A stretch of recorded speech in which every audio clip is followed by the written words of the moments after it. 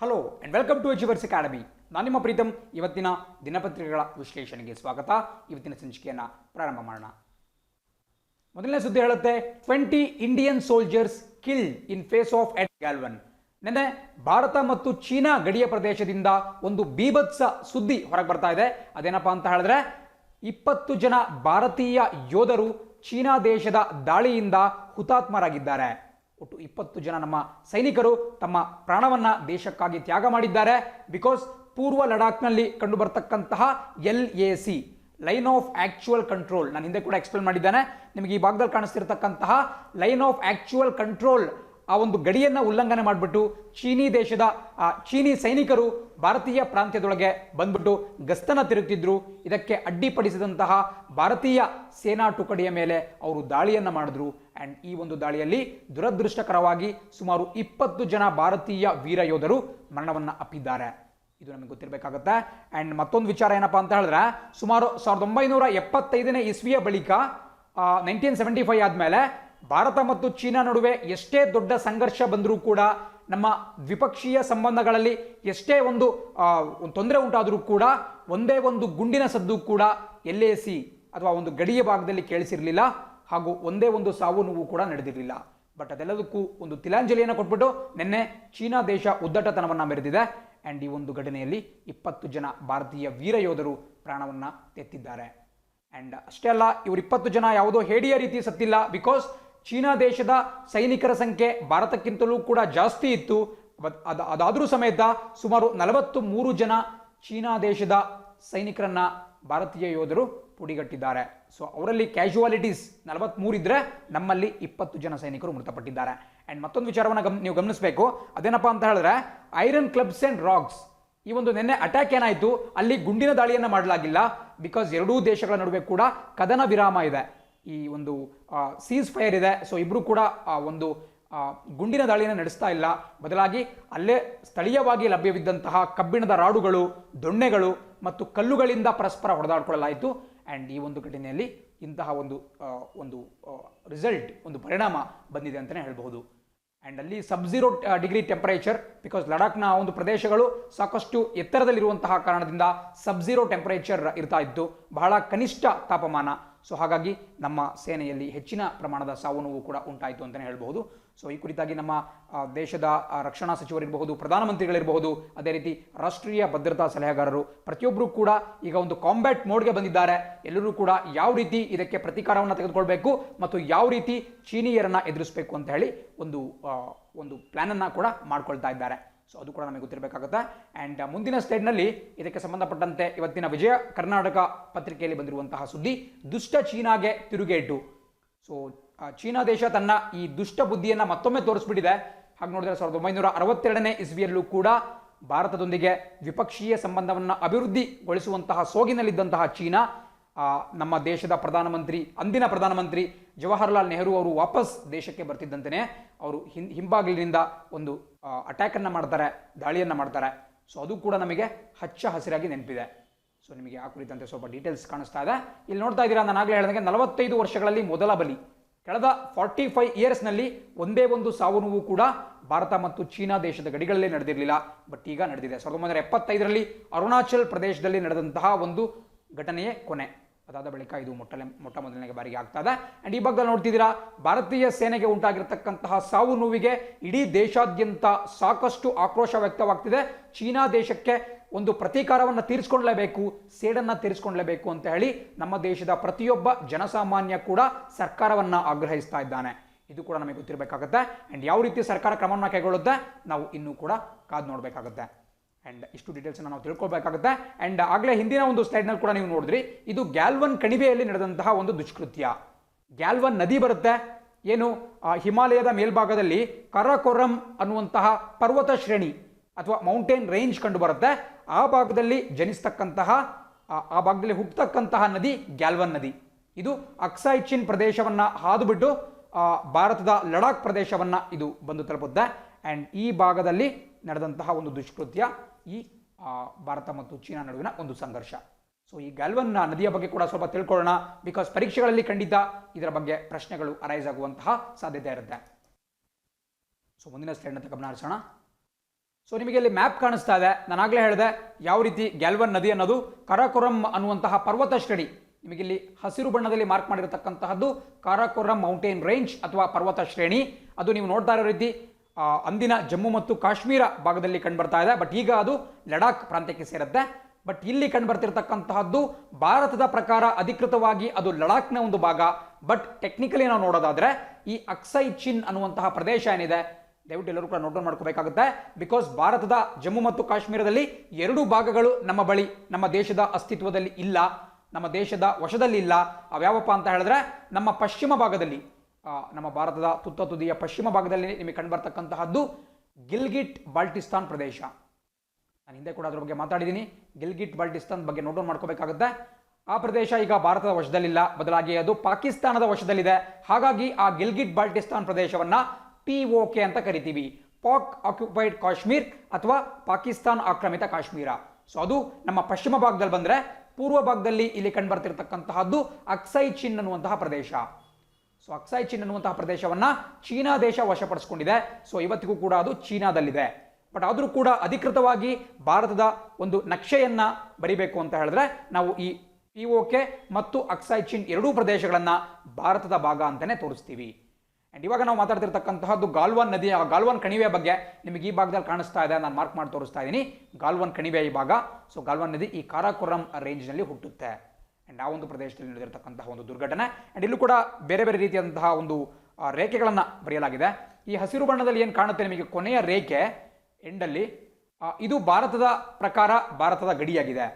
But ಪ್ರಸಕ್ತವಾಗಿ ಆ ಗಡಿ ಅಸ್ತಿತ್ವದಲ್ಲಿಲ್ಲ, ಅದು ಕೇವಲ ನಮ್ಮ ಮ್ಯಾಪ್ನಲ್ಲಿದೆ ಹೊರತು ನೀವು ಈ ಲಡಾಖ್ನ ಪ್ರದೇಶಕ್ಕೆ ತೆರಳಿ ನೋಡ್ಬಿಟ್ರೆ ಈ ಸಂಪೂರ್ಣ ಭಾಗ ಪ್ರಸಕ್ತವಾಗಿ ಚೀನಾ ದೇಶದ ವಶದಲ್ಲಿದೆ.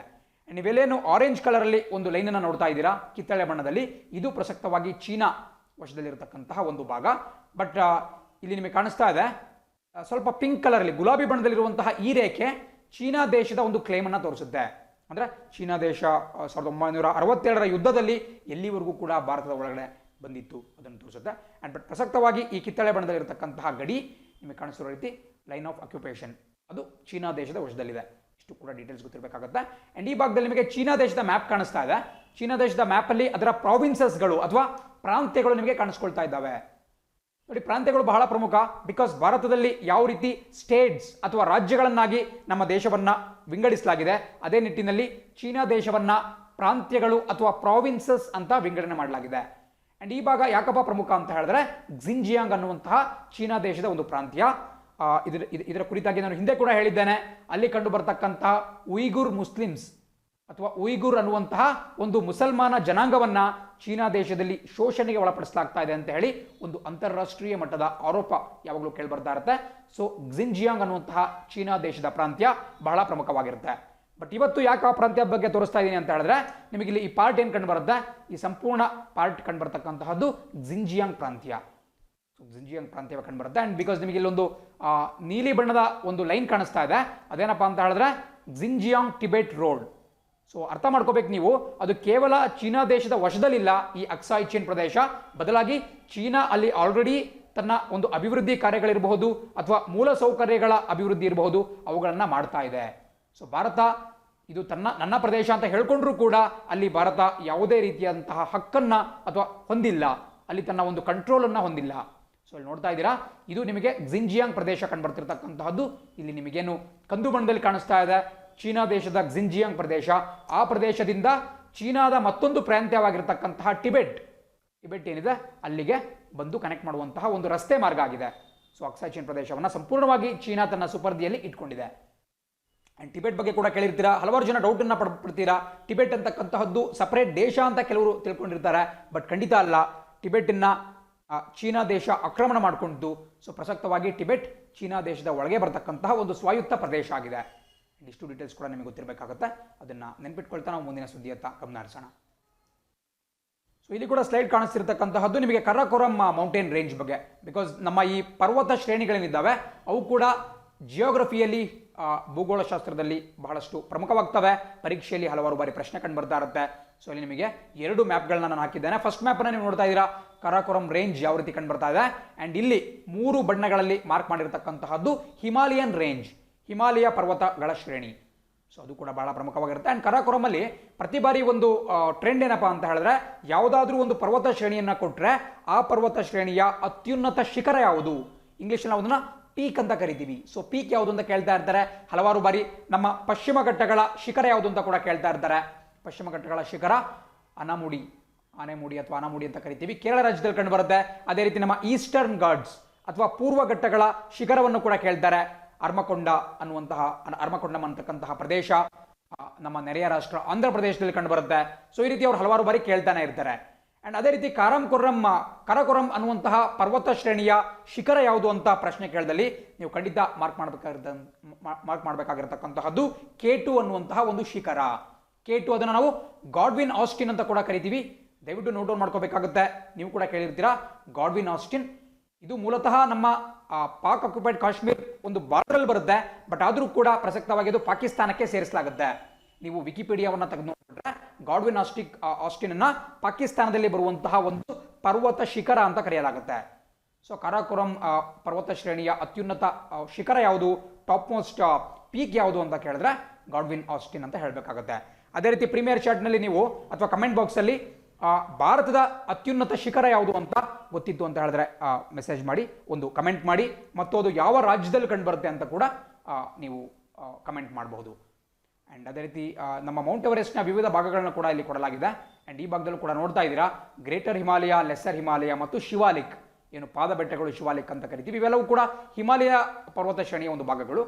ಆ್ಯಂಡ್ ಬಹಳಷ್ಟು ಜನ ಕನ್ಫ್ಯೂಷನ್ ಮಾಡ್ಕೊತಾರೆ, ಹಿಮಾಲಯ ಪರ್ವತ ಶ್ರೇಣಿಯಲ್ಲೇ ಕಾರಾಕೋರಂ ಬರುತ್ತೆ ಅಂತ ಹೇಳಿ. ಬಟ್ ಟೆಕ್ನಿಕಲಿ ಅಷ್ಟೊಂದು ಎರಡು ಕೂಡ ಒಟ್ಟಿಗೆ ಬರಲ್ಲ.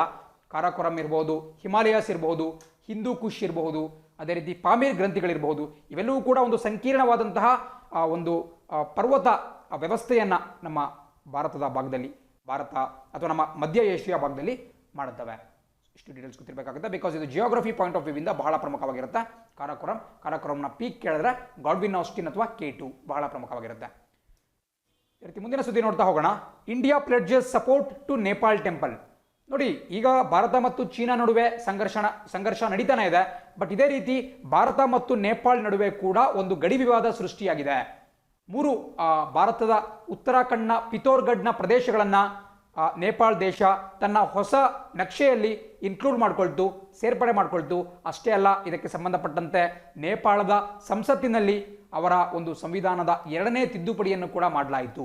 ಸೊ ಇದು ಭಾರತ ಮತ್ತು ಚೀನಾ ನಡುವೆ, ನೇಪಾಳ ನಡುವೆ ಒಂದು ಘರ್ಷಣೆಗೆ ಕಾರಣವಾಗಿದೆ. ಬಟ್ ಅದರ ಹೊರತಾಗಲೂ ಕೂಡ ಭಾರತ ನೇಪಾಳ ದೇಶಕ್ಕೆ ಸಹಾಯ ಮಾಡುವುದಾಗಿ ಘೋಷಣೆ ಮಾಡಿದೆ. ನಿಮಗೆ ಇಲ್ಲಿ ಕಾಣಿಸ್ತಾ ಇದೆ ಚಿತ್ರದಲ್ಲಿ, ಈ ಒಂದು ಸುದ್ದಿಯಲ್ಲಿ ಭಾರತ ಇದಕ್ಕೆ ಸಂಬಂಧಪಟ್ಟಂತೆ ಬಹಳ ಹಿಂದೆನೇ ಒಂದು ಘೋಷಣೆ ಮಾಡಿತ್ತು. ಅದೇನಪ್ಪ ಅಂತ ಹೇಳಿದ್ರೆ ಸುಮಾರು 2.33 ಕೋಟಿ, 2,33,00,000 rupees, 2,33,00,000 ರೂಪಾಯಿ ವೆಚ್ಚದಲ್ಲಿ ಏನು ನೇಪಾಳದ ರಾಜಧಾನಿ ಕಾಠ್ಮಂಡುನಲ್ಲಿ ಕಂಡುಬರುವಂತಹ, ಕಾಠ್ಮಂಡು ನೇಪಾಳದ ರಾಜಧಾನಿ ಗೊತ್ತಿರಬೇಕು ಎಲ್ಲರಿಗೂ ಕೂಡ. ಸೊ ಕಾಠ್ಮಂಡುದಲ್ಲಿ ಕಂಡುಬರ್ತಕ್ಕಂತಹ ಪ್ರಸಿದ್ಧ ಪಶುಪತಿನಾಥ್ ದೇವಾಲಯ, ನೋಟ್ ಡೌನ್ ಮಾಡ್ಕೊಳ್ಳಿ. ಪಶುಪತಿನಾಥ್ ಎಲ್ಲರೂ ಕೂಡ ಕೇಳಿರ್ತೀರಾ. ಪಶುಪತಿನಾಥ್ ದೇವಾಲಯ ಏನಿದೆ, ಇದರ ಒಂದು ಪುನರುಜ್ಜೀವನ ಅಥವಾ ಅದರಲ್ಲಿ ಒಂದು ಅಭಿವೃದ್ಧಿ ಕಾರ್ಯಗಳನ್ನು ನಡೆಸಲಿಕ್ಕೆ ಭಾರತ ಸರ್ಕಾರ ಸುಮಾರು 2,33,00,000 ರೂಪಾಯಿ ಹಣವನ್ನು ವಿನಿಯೋಗ ಮಾಡುವುದಾಗಿ ಈ ಹಿಂದೆಯೇ ತಿಳಿಸಿದ್ದು, ಒಂದು ಘೋಷಣೆಯನ್ನು ಮಾಡಿತ್ತು. ಅದಕ್ಕೆ ಸಂಬಂಧಪಟ್ಟಂತೆ ಒಂದು ಒಪ್ಪಂದಕ್ಕೆ ನಿನ್ನೆ ಸಹಿ ಹಾಕಲಾಗಿದೆ. So this is the beauty. ನಮ್ಮ ಭಾರತ ಯಾವ ರೀತಿ ಒಂದು ರಾಜತಾಂತ್ರಿಕ ದಾಳಗಳನ್ನು ಉರುಳಿಸುತ್ತೆ ಅನ್ನೋದಕ್ಕೆ ಇದು ಫೈನ್ ಎಕ್ಸಾಂಪಲ್. ಪ್ರತಿಯೊಬ್ಬರು ಕೂಡ ಏನು ತಿಳ್ಕೊಳ್ತಾರೆ, ಇತ್ತೀಚೆಗಷ್ಟೇ ಹೊಸ ಭೂನಕ್ಷೆಯನ್ನು ಮಾಡಿರುವ ಕಾರಣದಿಂದ, ಒಂದು ಮ್ಯಾಪ್ ಅನ್ನು ಮಾಡಿರುವ ಕಾರಣದಿಂದ ನೇಪಾಳ ಮತ್ತು ಭಾರತದ ಸಂಬಂಧ ಹಳಿಸಬಹುದು ಅಂತ ತಿಳ್ಕೊಂಡಿದ್ರು. ಬಟ್ ಇದನ್ನ ಸುಳ್ಳಾಗಿಸುವಂತೆ ಭಾರತ ನೇಪಾಳದತ್ತ ತನ್ನ ಒಂದು ಸಹಾಯ ಹಸ್ತವನ್ನು ಚಾಚಿದೆ.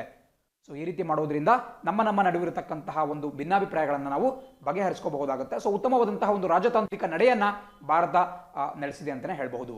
ಅಂಡ್ ಈಗ ನಾವು ಈ ಪಶುಪತಿನಾಥ್ ದೇವಾಲಯಕ್ಕೆ ಬರೋಣ. ನೀವು ಕೂಡ ಬಹಳ ಬಾರಿ ಇದ್ರ ಬಗ್ಗೆ ಕೇಳಿರ್ತೀರಾ. ಪಶುಪತಿನಾಥ್ ಟೆಂಪಲ್ ಕಾಠ್ಮಂಡುನಲ್ಲಿ ಕಂಡು ಬರುತ್ತೆ. ಮೂಲತಃ ಅಲ್ಲಿ ಶಿವನ ಒಂದು ದೇವಸ್ಥಾನ ಅಂತ ಕರಿಬಹುದು, ಶಿವನ ಒಂದು ಟೆಂಪಲ್. ಬಿಕಾಸ್ ಪಶುಪತಿ ಅಂದ್ರೇನು, ನೀವು ಹರಪ್ಪ ನಾಗರಿಕತೆಯ ಸಮಯದಲ್ಲೂ ಕೂಡ ಕೇಳಿರ್ತೀರಾ. ಪಶು ಪ್ಲಸ್ ಪತಿ. ಪಶುಪತಿ ಅಂತ ಹೇಳಿದ್ರೆ, ಪಶು ಅಂದ್ರೆ ಏನು, ಪ್ರಾಣಿಗಳು. ಪಶುಗಳು ಅಂದ್ರೆ ಪ್ರಾಣಿಗಳು. ಪತಿ ಅಂತ ಹೇಳಿದ್ರೆ ಅದರ ಒಂದು ಒಡೆಯ ಅಂತೇಳಿ. ಸೊ ಪ್ರಾಣಿಗಳನ್ನು ಕಾಪಾಡ್ತಕ್ಕಂತಹವನಿಗೆ ಪಶುಪತಿನಾಥ್ ಅಂತ ಕರೀತಾರೆ. ಸೊ ಪಶುಪತಿನಾಥ ದೇವಸ್ಥಾನ ಶಿವನಿಗೆ ಸಂಬಂಧಪಟ್ಟಂತಾಗಿದೆ. ನೋಡಿ, ಭಾರತೀಯ ಸಂಸ್ಕೃತಿ ಮೂಲತಃ ನೇಪಾಳ ಕೂಡ ಭಾರತೀಯ ಸಂಸ್ಕೃತಿಯನ್ನು ಹಂಚಿಕೊಳ್ಳುತ್ತೆ. ಸೊ ಭಾರತೀಯ ಸಂಸ್ಕೃತಿ ಎಷ್ಟು ಚೆನ್ನಾಗಿದೆ ಅಂತ ಹೇಳಿದ್ರೆ, ನಾವು ಪ್ರಕೃತಿಯ ಒಂದು ಶಕ್ತಿಗಳನ್ನು ಯಾವಾಗಲೂ ಕೂಡ ಆರಾಧಿಸ್ತೀವಿ. ನದಿಗಳಿರಬಹುದು, ಭೂಮಿ ಇರಬಹುದು, ಆಕಾಶ ಇರಬಹುದು, ಬೆಂಕಿ ಇರಬಹುದು ಅಥವಾ ಅಗ್ನಿ ಇರಬಹುದು, ಅದೇ ರೀತಿ ನಮ್ಮ ಸುತ್ತಮುತ್ತಲಿರತಕ್ಕಂತಹ ಪ್ರಾಣಿ ಪಕ್ಷಿಗಳು, ವೃಕ್ಷಗಳಿರಬಹುದು, ಇವುಗಳನ್ನು ನಮ್ಮ ಭಾರತೀಯ ಸನಾತನ ಸಂಸ್ಕೃತಿ ಆರಾಧನೆ ಮಾಡ್ತಾ ಬರುತ್ತೆ. ಸೊ ಅದಕ್ಕೆ ಒಂದು ಉತ್ತಮ ನಿದರ್ಶನ ಅಂತ ಹೇಳಿದ್ರೆ ಈ ಪಶುಪತಿನಾಥ ದೇವಸ್ಥಾನ. ಸೊ ಈ ಪ್ರಾಣಿಗಳನ್ನು ಸಂರಕ್ಷಣೆ ಮಾಡತಕ್ಕಂತಹದ್ದು, ಅವುಗಳಿಗೆ ಹಿಂಸೆ ಮಾಡದೇ ಇರತಕ್ಕಂತಹದ್ದು ನಮ್ಮ ಒಂದು ಸಂಸ್ಕೃತಿಯ ಒಂದು ಪ್ರತೀಕವಾಗಿದೆ. ಬಟ್ ಇದೆಲ್ಲದರ ನಡುವೆ ಕೂಡ ಇತ್ತೀಚೆಗಷ್ಟೇ ಕೇರಳದಲ್ಲಿ ಒಂದು ಇನ್ಹ್ಯೂಮನ್ ಅಥವಾ ಅಮಾನವೀಯ ಘಟನೆ ನಡೆದಿತ್ತು. ಅದೇನಪ್ಪ ಅಂತ ಹೇಳಿದ್ರೆ, ಒಂದು ಗರ್ಭಿಣಿ ಆನೆಯ ಬಾಯಿಯಲ್ಲಿ ಸ್ಫೋಟಕ ತುಂಬಿದಂತಹ ಹಣ್ಣನ್ನು ಕೊಟ್ಟು ಅದರ ಸಾವಿಗೆ ಕಾರಣರಾದರು. ಸೊ ಇದು ಖಂಡಿತ ನಮ್ಮ ಭಾರತದ ಸಂಸ್ಕೃತಿಗೆ ಶೋಭೆಯನ್ನು ತರಲ್ಲ. ನಾವು ಯಾವ ರೀತಿ ಮನುಷ್ಯರನ್ನ ರೆಸ್ಪೆಕ್ಟ್ ಮಾಡ್ತೀವೋ, ಗೌರವಿಸ್ತೀವೋ ಮತ್ತು ಅವರಿಗೆ ಹರ್ಟ್ ಮಾಡಲ್ವೋ, ಅದೇ ರೀತಿ ನಮ್ಮ ಸುತ್ತಮುತ್ತಲಿರತಕ್ಕಂತಹ ಪ್ರಾಣಿಗಳು ಮತ್ತು ಪರಿಸರಕ್ಕೂ ಕೂಡ ನಾವು ಹಾನಿಯನ್ನು ಉಂಟು ಮಾಡಬಾರ್ದು, ನೋವನ್ನು ಉಂಟು ಮಾಡಬಾರ್ದು. ಇದು ನಮ್ಮ ಸಂಸ್ಕೃತಿಯ ಒಂದು ತುಂಬ ಹಳೆಯ ಎಕ್ಸಾಂಪಲ್ ಅಂತಲೇ ಹೇಳ್ಬೋದು. ಎನಿವೆ, ಈಗ coming back to the topic, Pashupatinath ದೇವಾಲಯ ಯಾಕೆ ಅಷ್ಟೊಂದು ಫೇಮಸ್ ಅಪ್ಪ ಅಂತ ಹೇಳಿದ್ರೆ, ಮೊದಲನೇದಾಗಿ ಇದು 1979ನೇ ಇಸ್ವಿ 1979ನಲ್ಲೇ ಇದು ಯುನೆಸ್ಕೋ ವರ್ಲ್ಡ್ ಹೆರಿಟೇಜ್ ಸೈಟ್ನ ಒಂದು ಭಾಗವಾಗಿತ್ತು. ಯುನೆಸ್ಕೋದ ವಿಶ್ವ ಪಾರಂಪರಿಕ ಸ್ಥಳ ಅನ್ನುವಂತಹ ಖ್ಯಾತಿಗೆ 1979ನೇ ಇಸ್ವಿಯಲ್ಲಿನೇ ಈ ಪಶುಪತಿನಾಥ್ ದೇವಸ್ಥಾನ ಭಾಗಿಯಾಗಿತ್ತು. ಅಲ್ಲಿ ಕಾಠ್ಮಂಡು ಬಳಿಯಲ್ಲಿ ಕಂಡುಬರತಕ್ಕಂತಹ ಭಾಗೀಮತಿ ಅನ್ನುವಂತಹ ಒಂದು ನದಿಯ ದಂಡೆಯಲ್ಲಿ ಇದು ಕಂಡುಬರುತ್ತೆ. ಹಿಂದೂಗಳ ಪಾಲಿಗೆ ಪರಮ ಪವಿತ್ರವಾದಂತಹ ಒಂದು ದೇವಸ್ಥಾನ ಅಂತಲೇ ಇದನ್ನು ಕರೆಯಲಾಗುತ್ತೆ. ಇದು ಕೂಡ ಬಹಳ ಪ್ರಮುಖವಾಗಿರುತ್ತೆ.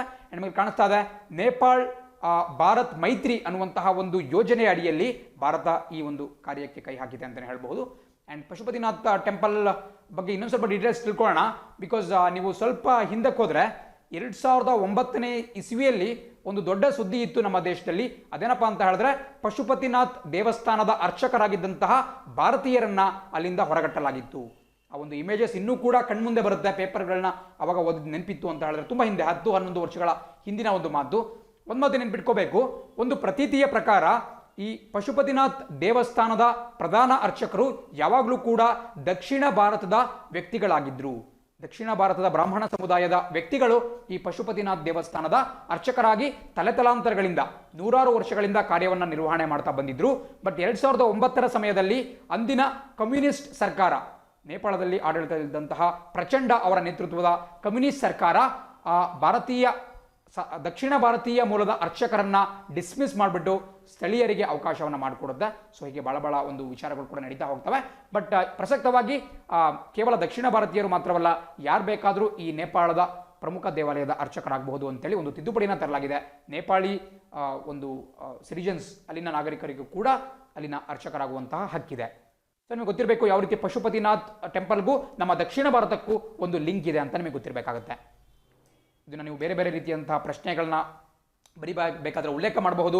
ಬಿಕಾಸ್ ಖಂಡಿತವಾಗಿ ಕೆಲವೊಂದು ಉನ್ನತ ಮಟ್ಟದ ಪರೀಕ್ಷೆಗಳಲ್ಲಿ ಕೇಳಬಹುದು, ಭಾರತ ಮತ್ತು ನೇಪಾಳದ ನಡುವಿನ ಹಳಸ್ತಿರ್ತಕ್ಕಂತಹ ಸಂಬಂಧದ ಕುರಿತು ವಿವರಣೆ ಕೊಡಿ ಅಂತ ಹೇಳಿದಾಗ ನೀವು ಉಲ್ಲೇಖ ಮಾಡಬಹುದು ಯಾವ ರೀತಿ ಪರಂಪರಾಗತವಾಗಿ ಭಾರತ ಮತ್ತು ನೇಪಾಳ ದೇಶಗಳು ಒಂದು ಮಧುರವಾದಂತಹ ಬಾಂಧವ್ಯವನ್ನು ಹೊಂದಿದ್ದಾವೆ ಅಂತೇಳಿ ನೀವು ಉಲ್ಲೇಖ ಮಾಡೋಕ್ಕೆ ಇದು ಒಂದು ಸೂಕ್ತವಾದಂತಹ ಎಕ್ಸಾಂಪಲ್ ಆಗುತ್ತೆ. ಪಶುಪತಿನಾಥ್ ಟೆಂಪಲ್ ಮತ್ತು ಅಲ್ಲಿನ ದಕ್ಷಿಣ ಭಾರತ ಮೂಲದ ಅರ್ಚಕರು. ಆ್ಯಂಡ್ ಇದರೊಂದಿಗೆ ನಾವು ಮುಂದಿನ ಸ್ಲೈಡ್ನ ಗಮನ ಹರಿಸೋಣ. ಮುಂದಿನ ಸ್ಲೈಡ್ ಹೇಳಿದ್ದೆ number of UN heritage sites. ನಾನಾಗಲೇ ನಿಮಗೆ ವಿಶ್ವಸಂಸ್ಥೆಯ ವಿಶ್ವ ಪಾರಂಪರಿಕ ಪ್ರದೇಶಗಳು ಆ ಒಂದು ಸೈಟ್ಸ್ ಬಗ್ಗೆ ನಾನು ಮಾತಾಡ್ತಾ ಇದ್ದೆ. ಸೊ ಅದಕ್ಕೆ ಸಂಬಂಧಪಟ್ಟಂತೆ ಒಂದು ಚಿತ್ರ ನಮಗೆ ಕಾಣಿಸ್ಕೊಳ್ತಾ ಇದೆ, number of UN heritage sites. Because ಪರೀಕ್ಷೆಯಲ್ಲಿ ಹಲವಾರು ಬಾರಿ ಪ್ರಶ್ನೆ ಆಗಿದೆ, ಈ ವಿಶ್ವ ಪಾರಂಪರಿಕ ಕಟ್ಟಡಗಳು ಅಥವಾ ಸ್ಥಳಗಳು ಯಾವ ದೇಶದಲ್ಲಿ ಅತಿ ಹೆಚ್ಚಿನ ಸಂಖ್ಯೆಯಲ್ಲಿದ್ದಾವೆ ಅಂತ ಹಲವಾರು ಬಾರಿ ಪ್ರಶ್ನೆ ಕೂಡ ಆಗಿದೆ. ಸೊ ಅದಕ್ಕೆ ಸರಿಯಾದಂಥ ಉತ್ತರ ಇಟಲಿ. 100% ಪರೀಕ್ಷೆಯಲ್ಲಿ ಕೇಳುವಂತಹ ಸಾಧ್ಯತೆ ಇರುತ್ತೆ.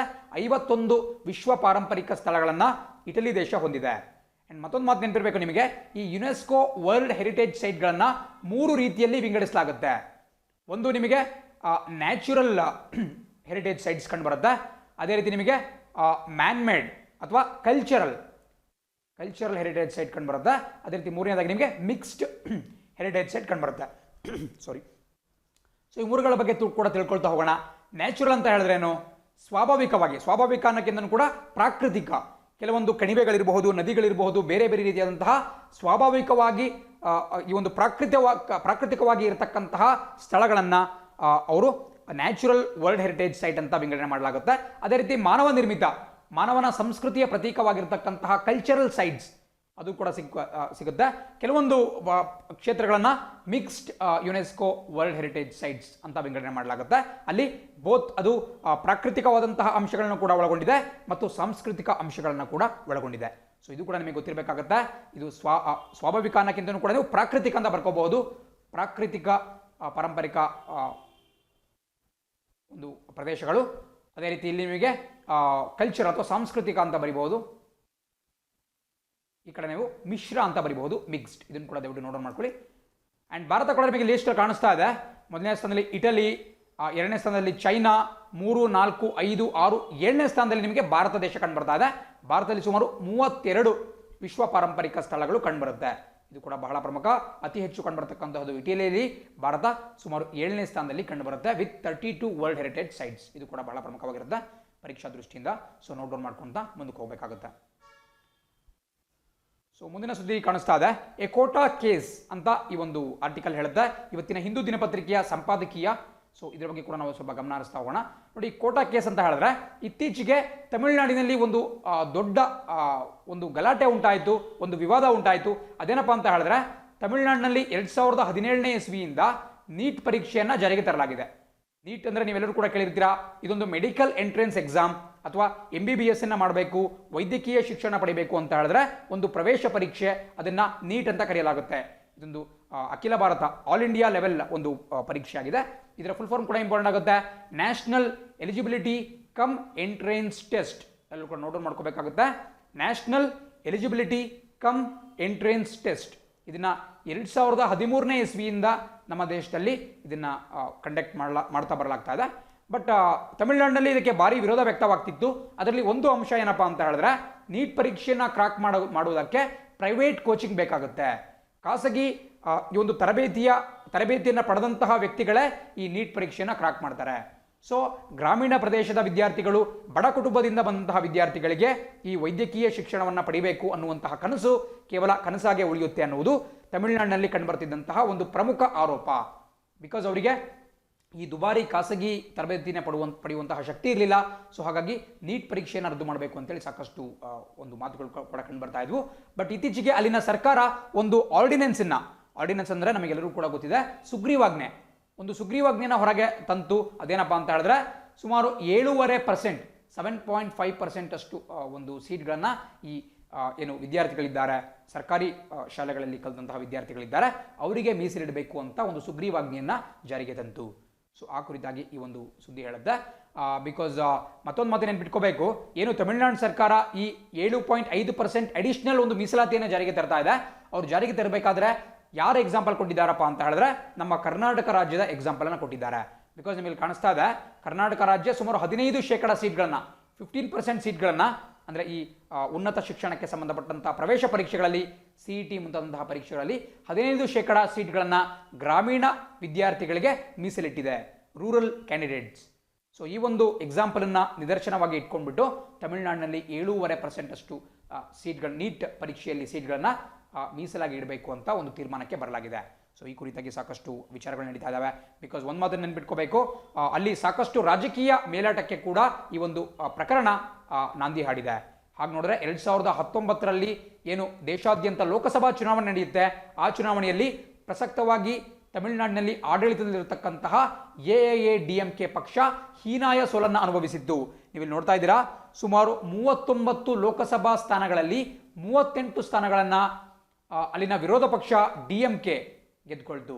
ಇದಕ್ಕೆ ಸಂಪೂರ್ಣ ಕಾರಣ ಈ ನೀಟ್ ಮುಂತಾದಂತಹ ವಿಚಾರಗಳನ್ನು ಅಲ್ಲಿನ ವಿರೋಧ ಪಕ್ಷಗಳು ತೆಗೆದುಕೊಂಡಿದ್ವು. ಸೊ ಹಾಗಾಗಿ ಅಲ್ಲಿನ AIADMK ಸರ್ಕಾರ ತನ್ನ ಒಂದು ರಾಜಕೀಯ ಶಕ್ತಿಯನ್ನು ಹೆಚ್ಚಿಸಿಕೊಳ್ಳುವಂತಹ ಉದ್ದೇಶದಿಂದ ಇಂತಹ ಒಂದು ಸುಗ್ರೀವಾಜ್ಞೆಯನ್ನು ತರುವುದಕ್ಕೆ ಕೈ ಹಾಕಿದೆ ಅಂತಲೇ ಹೇಳಬಹುದು.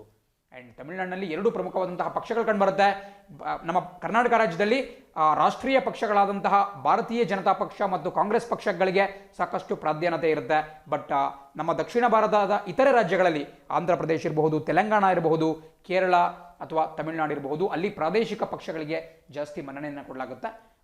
ಬಟ್ ಸ್ಪೆಷಲಿ ತಮಿಳುನಾಡಿನಲ್ಲಿ 2 ದ್ರಾವಿಡ ಪಕ್ಷಗಳು ಕಾಣಿಸ್ಕೊಳ್ತವೆ.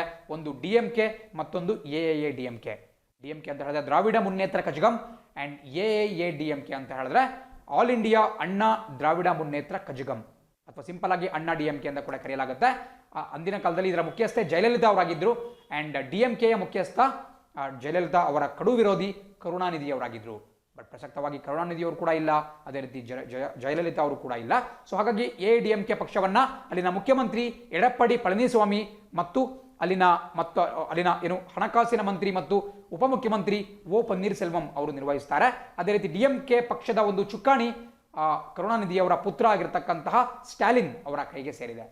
ಇದು ಕೂಡ ಒಂದು ಪೊಲಿಟಿಕಲ್ ನ್ಯೂಸ್, ಬಟ್ ನಿಮಗೆ ಗೊತ್ತಿರಬೇಕು ನಮ್ಮ ದೇಶದ ಯಾವ ಯಾವ ರಾಜಕೀಯ ಪಕ್ಷಗಳು ಯಾರ ಕೈಯಲ್ಲಿ ಅಥವಾ ಯಾರ ಚುಕ್ಕಾಣಿಯಲ್ಲಿ ಇದ್ದಾವೆ ಅಂತ ನಮಗೊಂದು ನಾಲೆಡ್ಜ್ ಇರಬೇಕಾಗುತ್ತೆ. ಸೊ ಹಾಗಾಗಿ ಇದೊಂದು ರಾಜಕೀಯ ಕಾರಣಗಳಿಂದಾಗಲೂ ಕೂಡ ಅಲ್ಲಿನ ಸರ್ಕಾರ ಈ ಒಂದು ಕ್ರಮಕ್ಕೆ ಮುಂದಾಗಿದೆ. ಸೊ ಇದ್ರ ಬಗ್ಗೆ ನಿಮಗೆ ಕಂಪ್ಲೀಟ್ ನಾಲೆಡ್ಜ್ ಬಹಳ ಪ್ರಮುಖವಾಗಿರುತ್ತೆ. ಮುಂದಿನ ಪ್ರಶ್ನೆ ನೋಡ್ತಾ ಹೋಗೋಣ. ಸುದ್ದಿ ಹೇಳುತ್ತೆ, ಚೀನಾ ಕಟ್ಟಿ ಹಾಕೋಣ. ಇವತ್ತಿನ ಮತ್ತೊಂದು ಕನ್ನಡ ಪತ್ರಿಕೆಯಲ್ಲಿ ಬಂದಿರತಕ್ಕಂತಹ ಸಂಪಾದಕೀಯ, ಚೀನಾವನ್ನು ಯಾವ ರೀತಿ ನಾವು ಹಣಿಬಹುದು ಅಥವಾ ಯಾವ ರೀತಿ ಚೀನಾವನ್ನು ನಾವು ಅದರ ನಾಗಾಲೋಟಕ್ಕೆ ಒಂದು ಬ್ರೇಕ್ ಹಾಕ್ಬೋದು ಅಂತ ಈ ಒಂದು ಸಂಪಾದಕೀಯ ಡಿಸ್ಕಸ್ ಮಾಡುತ್ತೆ. ಯಾವಾಗಲೂ ಕೂಡ ಒಂದು ಮಾತು ನೆನ್ಪಿಟ್ಕೋಬೇಕು ನೀವು, 1962ನೇ ಇಸ್ವಿಯಲ್ಲಿ ಭಾರತ ಮತ್ತು ಚೀನಾ ನಡುವೆ ಯುದ್ಧ ನಡೀತು. ಸೀನೋ ವಾರ್ ಅಥವಾ ಸೀನೋ ಇಂಡಿಯನ್ ವಾರ್ ಅಂತ ಕೂಡ ಕರೀತಾರೆ. ಸೊ ಆ ಒಂದು ಯುದ್ಧದಲ್ಲಿ ಭಾರತ ಸೋಲ್ತು ಅನ್ನುವುದು ನಿಜ. ಬಟ್ 1962ರ ಪರಿಸ್ಥಿತಿ ಈಗ ಇಲ್ಲ. ಈಗ ಭಾರತವು ಕೂಡ ತನ್ನ ರಕ್ಷಣಾ ವ್ಯವಸ್ಥೆಯನ್ನು ಆಧುನೀಕರಣಗೊಳಿಸಿಕೊಂಡಿದೆ. ಆ್ಯಂಡ್ ಚೀನಾ ದೇಶಕ್ಕೆ ಸೆಡ್ಡು ಹೊಡಿತಕ್ಕಂತಹ ಎಲ್ಲ ಶಕ್ತಿ ನಮ್ಮ ದೇಶದ ಸೇನೆಗೆ ಇದೆ. ಬಟ್ ಒಂದು ಮಾತು ನೆನ್ಪಿಟ್ಕೊಳ್ಳಿ, ಚೀನಾ ದೇಶವನ್ನು ನಾವು ಸೇನೆಯ ಮೂಲಕ ಎದುರಿಸಬಹುದು ಅನ್ನುವ ಕಾನ್ಫಿಡೆನ್ಸ್ ಒಂದಿಟ್ಕೊಂಡ್ಬಿಟ್ಟು ನಾವು ಅವರ ಮೇಲೆ ಯುದ್ಧವನ್ನು ಘೋಷಿಸುವುದು ಅಷ್ಟೊಂದು ಸೂಕ್ತವಲ್ಲ. ಬಿಕಾಸ್ ಇಲ್ಲಿ ಅವರು ಬಹಳ ಚೆನ್ನಾಗಿ ಎಕ್ಸ್ಪ್ಲೇನ್ ಮಾಡಿದ್ದಾರೆ, ತಲೆ ಗಟ್ಟಿ ಇದೆ ಅಂತ ಹೇಳಿ ನಾವು ಬಂಡೆಗೆ ಚಚ್ಕೊಳ್ಳೋಕ್ಕಾಗಲ್ಲ. ಸೊ ಇಂತಹ ಶಬ್ದಗಳನ್ನು ಕೂಡ ನೀವು ಎಸ್ಸೆಗಳಲ್ಲಿ ಪ್ರಬಂಧಗಳಲ್ಲಿ ಬಳಸ್ತಾ ಇರಬೇಕಾಗತ್ತೆ. ಸೊ ಅದು ಕೂಡ ಬಹಳ ಒಂದು ವಿವೇಚನಾಯುತವಾದಂತಹ ಒಂದು ವಿಶ್ಲೇಷಣೆ ಅಂತಲೇ ಹೇಳಬಹುದು. ಆ್ಯಂಡ್ ಹಾಗಾಗಿ ಇವ್ರು ಹೇಳ್ತಿರ್ತಕ್ಕಂತಹದ್ದು, ಭಾರತ ಬೇರೆ ಬೇರೆ ಮಾರ್ಗಗಳಿಂದ ಚೀನಾವನ್ನು ಕಟ್ಟಿ ಹಾಕಬಹುದು. ಅದರಲ್ಲಿ ಪ್ರಮುಖ ಮಾರ್ಗ ಅಂತ ಹೇಳಿದ್ರೆ ರಾಜತಾಂತ್ರಿಕ ಮಾರ್ಗ. ಬಿಕಾಸ್ ಈ ಪ್ರಸಕ್ತ ಸಂದರ್ಭ ಏನಿದೆ, ಪ್ರಪಂಚಾದ್ಯಂತ ಕೊರೋನಾ ವೈರಸ್ ಹರಡುತ್ತಿರುವಂತಹ ಸಂದರ್ಭದಲ್ಲಿ ಚೀನಾ ದೇಶದ ವಿರುದ್ಧವಾಗಿ ಬಹುತೇಕ ರಾಷ್ಟ್ರಗಳು ಎದ್ದು ನಿಲ್ತಾ ಇದ್ದಾವೆ.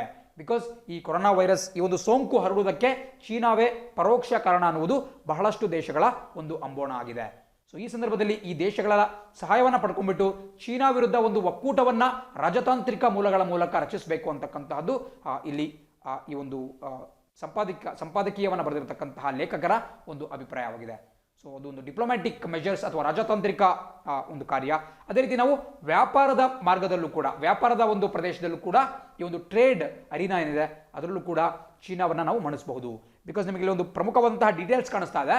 ಚೀನಾದಿಂದ ಭಾರತ ಆಮದು ಮಾಡಿಕೊಳ್ಳುವಂತಹ ವಸ್ತುಗಳ ಒಟ್ಟು ಬೆಲೆ ಎಷ್ಟಪ್ಪ ಅಂತ ಹೇಳಿದ್ರೆ 5.60 lakh crore ಅಥವಾ ಸುಮಾರು ಹತ್ತಿರ 5.5 ಲಕ್ಷ ಕೋಟಿ ರೂಪಾಯಿ ಮೌಲ್ಯದ ವಸ್ತುಗಳನ್ನು ಚೀನಾದಿಂದ ನಾವು ಆಮದು ಮಾಡ್ಕೊಳ್ತಾ ಹೋಗ್ತೀವಿ. ಅದು ಒಂದು ಪಾಯಿಂಟ್. ಬಟ್ ಭಾರತ ಚೀನಾಕ್ಕೆ ರಫ್ತು ಮಾಡ್ತಕ್ಕಂತಹದ್ದು ಕೇವಲ ನಿಮಗೆ ಕಾಣಿಸ್ತಾ ಇರೋ ರೀತಿ 1 ಲಕ್ಷ ಚಿಲ್ಲರೆ, 1,34,000 ಕೋಟಿ, 1.34 lakh crore. ಸೊ ನೀವು ನೋಡ್ತಾ ಇದ್ದೀರಾ, ಚೀನಾದಿಂದ ನಾವು ಎಷ್ಟು ಆಮದು ಮಾಡ್ಕೊಳ್ತೀವೋ ಅದರಲ್ಲಿ ಅವರಿಂದ ನಾವು 5 ಪಟ್ಟು ಹೆಚ್ಚಿಗೆ ವಸ್ತುಗಳನ್ನು ಆಮದು ಮಾಡ್ಕೊಳ್ತೀವಿ. ನಾವು ಅವರಿಗೆ ರಫ್ತು ಮಾಡ್ತಕ್ಕಂತಹದ್ದು ಬಹಳ ಕಡಿಮೆ. ಸೊ ಹಾಗಾಗಿ ನಾವೇನಾದರೂ ಪೆಟ್ಟು ಕೊಟ್ವಿ ಅಂತ ಹೇಳಿದ್ರೆ ಅದರ ಹೊಡೆತ ಚೀನಾಗೆ ಜಾಸ್ತಿ ಬೀಳುತ್ತೆ ಹೊರತು ಭಾರತಕ್ಕಲ್ಲ. ಬಿಕಾಸ್ ಚೀನಾದಲ್ಲಿ ತಯಾರಾಗ್ತಕ್ಕಂತಹ ಹಲವಾರು ಗೂಡ್ಸ್ಗಳಿಗೆ, ವಸ್ತುಗಳಿಗೆ, ಸರಕುಗಳಿಗೆ ಭಾರತವೇ ಪ್ರಮುಖವಾದಂತಹ ಒಂದು ಮಾರುಕಟ್ಟೆಯಾಗಿದೆ. ಸೊ ಈ ಒಂದು ಏರಿಯಾದಲ್ಲೂ ಕೂಡ ನಾವು ಅವ್ರನ್ನ ಹಣಿಬಹುದು. ಬಟ್ ಇದಕ್ಕೆ ಕೇವಲ ಸರ್ಕಾರಗಳು ಕ್ರಮ ಕೈಗೊಂಡ್ರೆ ಸಾಲಲ್ಲ.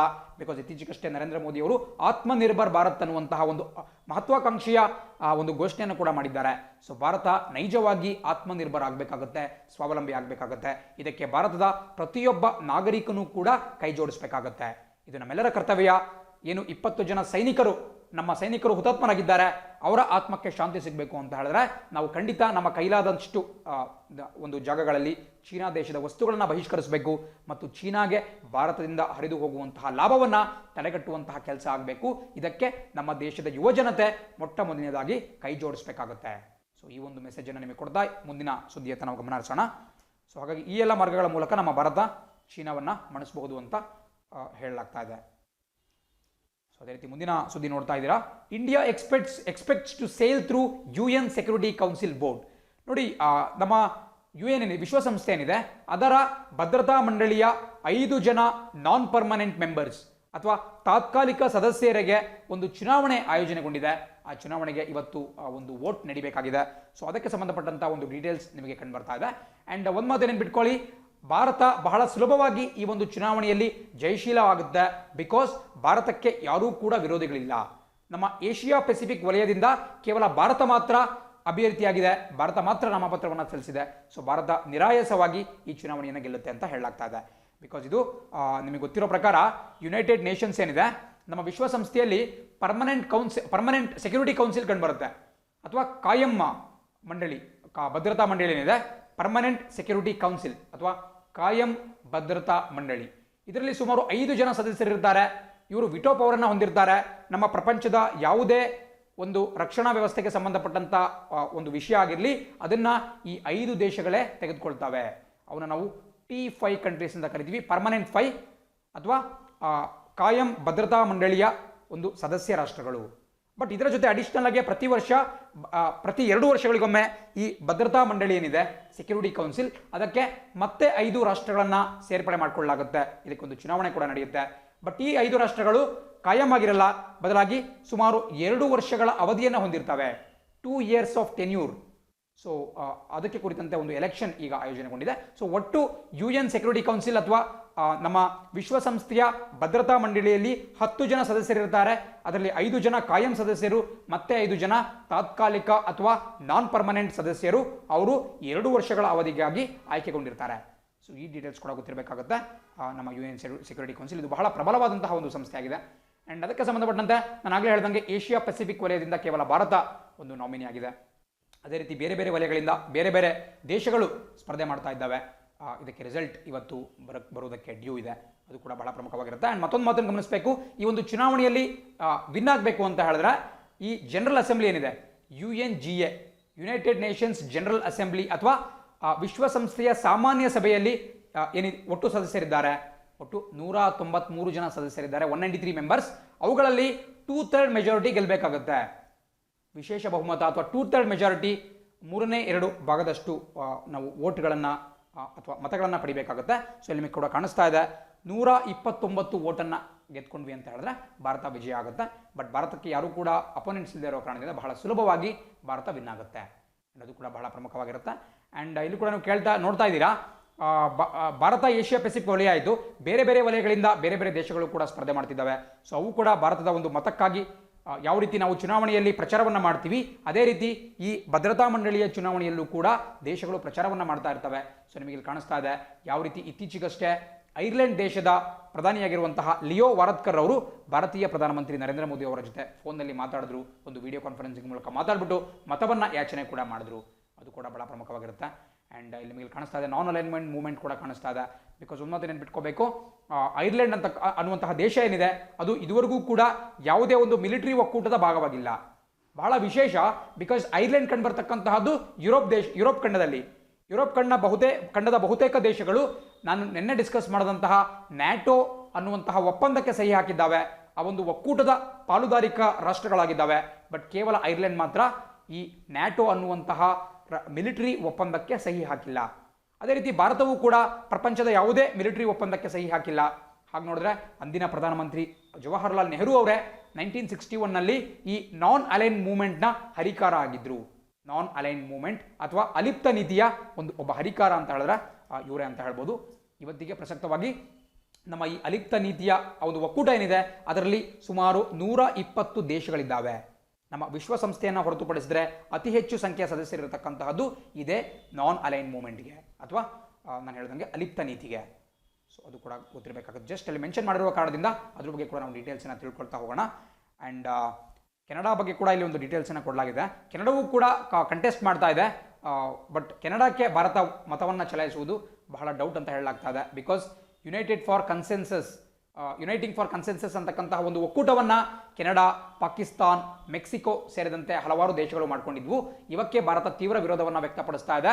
ಬಿಕಾಸ್ ಈ ಒಂದು ಯುನೈಟೆಡ್ ಫಾರ್ ಕನ್ಸೆನ್ಸಸ್ ಅನ್ನುವಂತಹ ಸಂಸ್ಥೆ ಏನಿದೆ, ಒಂದು ಒಕ್ಕೂಟ ಏನಿದೆ, ಅದರ ಮೂಲ ಉದ್ದೇಶ ವಿಶ್ವಸಂಸ್ಥೆಯ ಭದ್ರತಾ ಮಂಡಳಿಯನ್ನು ಎಕ್ಸ್ಪ್ಯಾಂಡ್ ಮಾಡಬಾರ್ದು, ಅದನ್ನು ವಿಸ್ತರಣೆ ಮಾಡಬಾರ್ದು. ಬಟ್ ಭಾರತದಂತಹ ದೇಶಗಳ ಬೇಡಿಕೆ ಅದನ್ನು ವಿಸ್ತರಣೆ ಮಾಡಬೇಕು, ನಮಗೂ ಕೂಡ ಅದರ ಸದಸ್ಯತ್ವವನ್ನು ಕೊಡಬೇಕು. ಸೊ ಹಾಗಾಗಿ ಈ ಕೆನಡಾ ದೇಶ ಇರತಕ್ಕಂತಹ ಯುನೈಟಿಂಗ್ ಫಾರ್ ಕನ್ಸೆನ್ಸಸ್ ಅನ್ನುವಂತಹ ಗುಂಪಿಗೂ ಭಾರತಕ್ಕೂ ಸ್ವಲ್ಪ ವಿರೋಧ ಇದೆ. ಹಾಗಾಗಿ ಕೆನಡಾ ಪರವಾಗಿ ಭಾರತ ಮತವನ್ನು ಚಲಾಯಿಸುವುದು ಡೌಟ್ ಅಂತಲೇ ಹೇಳಲಾಗ್ತಾ ಇದೆ. ಇದು ಕೂಡ ಜಸ್ಟ್ ನಿಮಗೆ ಗೊತ್ತಿರಬೇಕಾಗುತ್ತೆ. ಇದರ ಸಂಪೂರ್ಣ ಫಲಿತಾಂಶ ನಾಳೆ ನಿಮಗೆ ಗೊತ್ತಾಗುತ್ತೆ. ಸೊ ಇಲ್ಲಿ ನಿಮಗೆ ಕಾಣಿಸ್ಕೊಳ್ತಾ ಇರತಕ್ಕಂತಹದ್ದು ನಾನು ಯುನೈಟಿಂಗ್ ಫಾರ್ ಕನ್ಸೆನ್ಸಸ್ ಅಂತಹ ಒಂದು ಗುಂಪಿನ ಬಗ್ಗೆ ಏನು ಮಾತಾಡಿದೆ, ಯುನೈಟೆಡ್ ಫಾರ್ ಕನ್ಸೆನ್ಸಸ್. ಸೊ ಈ ಗುಂಪಿನ ಉದ್ದೇಶವೇ ಭದ್ರತಾ ಮಂಡಳಿಯ ವಿಸ್ತರಣೆಯನ್ನು ತಡೆಗಟ್ಟಬೇಕು ಅಂತಕ್ಕಂತಹದ್ದು. ನಿಮಗೆ ಇಲ್ಲಿ ಕಾಣಿಸ್ತಾ ಇದೆ ಪಾಕಿಸ್ತಾನ ಕಾಣಿಸ್ತಾ ಇದೆ, ಅದೇ ರೀತಿ ನಿಮಗೆ ಟರ್ಕಿ ಕಾಣಿಸ್ತಾ ಇದೆ, ನಿಮಗೆ ಸ್ಪೇನ್ ಇರಬಹುದು, ಕೆನಡಾ ಇರಬಹುದು, ಮೆಕ್ಸಿಕೋ ಇರಬಹುದು, ಹಲವಾರು ದೇಶಗಳು ಕಂಡುಬರ್ತಾ ಇದೆ. ಸೊ ಈ ಎಲ್ಲ ದೇಶಗಳು ಈ ಯುನೈಟಿಂಗ್ ಫಾರ್ ಕನ್ಸೆನ್ಸಸ್ ಅಂತಕ್ಕಂತಹ ಒಂದು ಗುಂಪಿನ ಸದಸ್ಯ ರಾಷ್ಟ್ರಗಳಾಗಿದ್ದಾವೆ. ಜಸ್ಟ್ ಗೊತ್ತಿರಬೇಕಾಗುತ್ತೆ. ಅದೇ ರೀತಿ ನಾಗಲೇ ನಾನ್ ಅಲೈನ್ ಮೂವ್ಮೆಂಟ್ ನ್ಯಾಮ್ ಚಳುವಳಿಯ ಬಗ್ಗೆ ಕೂಡ ಹೇಳಿದೆ. ಅಲಿಪ್ತ ನೀತಿ ಅದರಲ್ಲಿ 120 ಸದಸ್ಯ ರಾಷ್ಟ್ರಗಳಿದ್ದಾವೆ. ಆ್ಯಂಡ್ ಅದನ್ನು ಹಾಗೆ ನೋಡಿದ್ರೆ 1955ನೇ ಇಸ್ವಿಯಲ್ಲಿ ಆಫ್ರೋ ಏಷ್ಯನ್ ಸಮಿಟ್ ನಡೆಯುತ್ತೆ. ಇಂಡೋನೇಷಿಯಾ ದೇಶದ ಬ್ಯಾಂಡಿಂಗ್ ಅನ್ನುವಂತಹ ಒಂದು ಪ್ರದೇಶದಲ್ಲಿ ಬ್ಯಾಂಡಿಂಗ್ ಸಮಿಟ್ ನಡೆಯುತ್ತೆ. ಆ ಸಮಿಟ್ನ ನಂತರ ಈ ನಾನ್ ಅಲೈನ್ ಮೂವ್ಮೆಂಟನ್ನು ಪ್ರಾರಂಭ ಮಾಡಬೇಕು ಅಂತ ಒಂದು ನಿರ್ಣಯವನ್ನು ಕೈಗೊಳ್ಳಲಾಗುತ್ತೆ. ಈ ಸಂಪೂರ್ಣ ಡೀಟೇಲ್ಸ್ಗಳು ನಿಮಗೆ ಪ್ರಮುಖವಾಗುತ್ತೆ. ಬಟ್ ಒಂದೇ ಕ್ಲಾಸ್ನಲ್ಲಿ ಹೇಳ್ತಾ ಹೋದರೆ ನಿಮಗೆ ಕಷ್ಟ ಅನಿಸಬಹುದು, ಬಹಳ ಸಂಕೀರ್ಣ ಅನಿಸಬಹುದು. ಸೊ ಮುಂದೊಂದಿನ ಕ್ಲಾಸ್ನಲ್ಲಿ ಅದರ ಬಗ್ಗೆ ವಿಸ್ತೃತವಾದಂತಹ ಚರ್ಚೆಯನ್ನು ಮಾಡೋಣ. ಮುಂದಿನ ಸುದ್ದಿ ನೋಡ್ತಾ ಇದ್ದೀರಾ. Lieutenant general Vohra 1971 war hero passes away. ನಿನ್ನೆ ಒಬ್ಬ ಅದ್ವಿತೀಯ ಭಾರತೀಯ ಸೇನೆಯ ಸೇನಾ ನಾಯಕ ಲೆಫ್ಟಿನೆಂಟ್ ಜನರಲ್ ವೋಹ್ರಾ ಅವರು ನಿನ್ನೆ ವಿಧಿವಶರಾಗಿದ್ದಾರೆ. ಹಾಗೆ ನೋಡಿದ್ರೆ 1971ನೇ ಇಸ್ವಿಯಲ್ಲಿ ಏನು ಭಾರತ ಮತ್ತು ಪಾಕಿಸ್ತಾನ ಯುದ್ಧ ನಡೆಯುತ್ತೆ, ಇದನ್ನು ನಾವು ಬಾಂಗ್ಲಾದೇಶ್ ವಿಮೋಚನಾ ಯುದ್ಧ ಅಂತ ಕೂಡ ಕರಿತೀವಿ, ಬಾಂಗ್ಲಾದೇಶ್ ಲಿಬರೇಷನ್ ವಾರ್ ಅಂತ ಕೂಡ ಕರಿತೀವಿ. ಸೊ ಈ ಒಂದು ಯುದ್ಧದಲ್ಲಿ ವೀರತ್ವವನ್ನು ಮೆರೆದಂತಹ ಒಬ್ಬ ಸೇನಾನಿ ಲೆಫ್ಟಿನೆಂಟ್ ಜನರಲ್ ರಾಜ್ಮೋಹನ್ ವೋಹ್ರಾ ಅವರು ನಿನ್ನೆ ವಿಧಿವಶರಾಗಿದ್ದಾರೆ. ಬಿಕಾಸ್ 1971 ವಾರ್ನಲ್ಲಿ ಒಂದು ದೊಡ್ಡ ಸಂದಿಗ್ಧವಾದಂತಹ ಒಂದು ಪರಿಸ್ಥಿತಿಯ ಸಮಯದಲ್ಲಿ ಸುಮಾರು 27 ಪಾಕಿಸ್ತಾನಿ ಸೇನೆಯ ಯುದ್ಧ ಟ್ಯಾಂಕರ್ಗಳನ್ನು ಧ್ವಂಸಗೊಳಿಸಿದಂತಹ ಖ್ಯಾತಿ ಲೆಫ್ಟಿನೆಂಟ್ ಜನರಲ್ ವೋಹ್ರಾ ಅವರಿಗೆ ಸೇರುತ್ತೆ. ನೀವು ಇಲ್ಲಿ ಕೂಡ ನೋಡ್ತಾ ಇದ್ದೀರಾ. ಅವರು ಎಲೈಟ್ ಹಡ್ಸನ್ ಹಾರ್ಸ್ ಅನ್ನುವಂತಹ ಒಂದು ಗುಂಪಿನ ನಾಯಕರಾಗಿದ್ದರು. ಇವತ್ತಿಗೂ ಕೂಡ ನೀವು ಹಡ್ಸನ್ ಹಾರ್ಸ್ ಅಂತ ನೋಡಬಹುದು. ಬರೆದ್ಬಿಟ್ಟು ತೋರಿಸ್ತೀನಿ. ಹಡ್ಸನ್ ಹಾರ್ಸ್ ಅಂತಕ್ಕಂತಹದ್ದು ಭಾರತೀಯ ಸೇನೆಯ ಒಂದು ವಿಭಾಗ. ಇದನ್ನು ಕ್ಯಾವೆಲ್ರಿ ಅಂತ ಕರಿಬಹುದು ಅಥವಾ ಭಾರತೀಯ ಸೇನೆಯ ಅಶ್ವದಳ ಅಂತ ಹೇಳಿದ್ರೆ ಏನು, ಕುದುರೆಗಳಿರುತ್ತೆ, ಕ್ಯಾವೆಲ್ರಿ. ಹಾಗೆ ನೋಡಿದ್ರೆ ಇದನ್ನ ಬ್ರಿಟಿಷರ ಕಾಲದಲ್ಲೇ ಹುಟ್ಟುಹಾಕಲಾಯಿತು.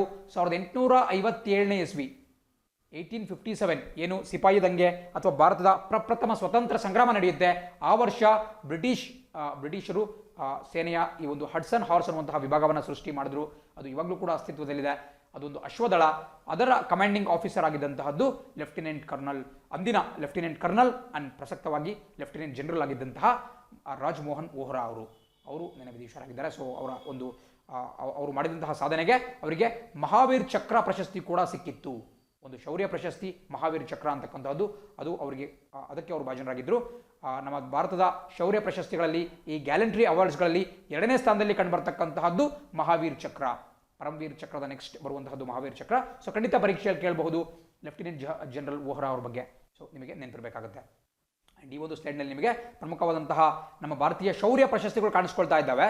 ಸಿವಿಲಿಯನ್ ಅವಾರ್ಡ್ಸ್ ಬೇರೆ, ಭಾರತ ರತ್ನ ಇರಬಹುದು, ಪದ್ಮಭೂಷಣ್, ಪದ್ಮವಿಭೂಷಣ್, ಪದ್ಮ ಪ್ರಶಸ್ತಿಗಳಿರಬಹುದು, ಅವೇ ಬೇರೆ. ಬಟ್ ಇವು ಶೌರ್ಯ ಪ್ರಶಸ್ತಿ, ಇಂಗ್ಲೀಷಲ್ಲಿ ನಾವು ಗ್ಯಾಲಂಟ್ರಿ ಅವಾರ್ಡ್ ಅಂತ ಕರಿತೀವಿ. ಸೊ ಶೌರ್ಯ ಪ್ರಶಸ್ತಿಗಳು ನಿಮಗೆ 2 ಪಾರ್ಟ್ ಕಾಣಿಸ್ತಾ ಇದೆ.